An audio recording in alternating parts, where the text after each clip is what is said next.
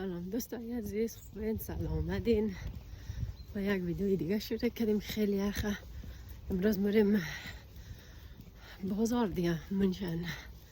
منشن میریم مریخ.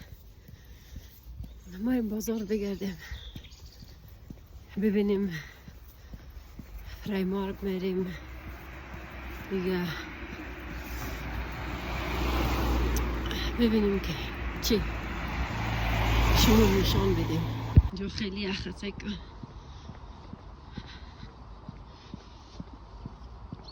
دو اینجا در خط قطار میریم.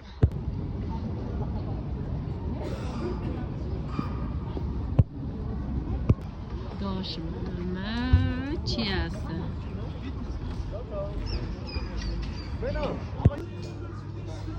No, mi dá uma mãe, tá? Não, eu falei muito, né?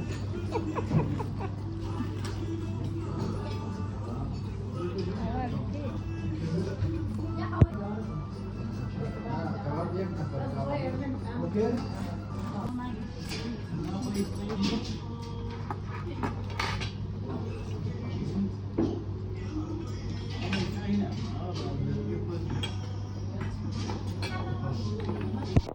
دوستای عزیز، دیگه ما رسیدیم در خانه.